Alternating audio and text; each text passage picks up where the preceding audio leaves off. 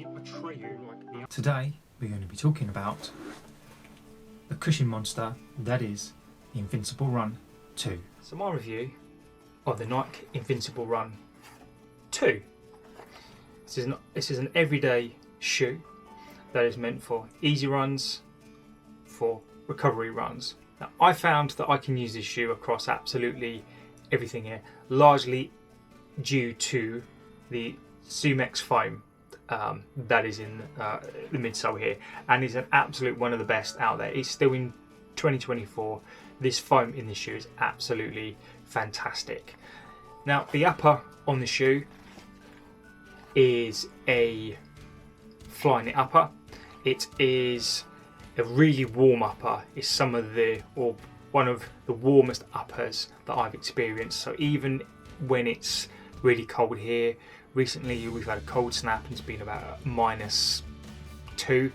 The blisters on my feet, purely because it gets so hot, it still happens in here. It's still very plush. It's still a really nice place to put your foot. You know, they're supportive in the heel counter. There's a clip there that supports the heel in place. It's a really nice fit. It's a really good place to put your foot. The toe box is quite wide, so there's lots and lots of room in there for your feet to expand, considering this is an everyday shoe. The laces on here are fine, probably a little bit thick. So the upper, to me, could do with some work, and I believe they've improved that on the Invincible Fly number 3. Now, the midsole, the zoomx foam in here, there's a big, absolute massive wedge of it in here. It's 36.5 in the heel and 26.5 in the forefoot there, and the rubber outsole covers the whole of the outsole there. The lugs are really good. They grip in wet, in mud, in absolutely everything. You know, I've taken this on trails when it's been wet, and the grip is fantastic in these shoes. So the zoomx foam in here, there is no carbon plate, there is no plate, there's nothing to support the foam in here. So initially my fear was it could potentially just be a bit flat. So zoomx foam is really responsive, but after a while it can go a bit flat. I don't find it in the shoe, considering there is no plate in the shoe. The transition in this shoe is fantastic. The foam is absolutely responsive. It's bouncy. It's not too soft. It's that it walks that fine line between soft but responsive and firm, where it should be firm. I've taken this on 5Ks, 10K efforts, you know, the faster pace efforts as well, when it absolutely handles those fine. It's really responsive.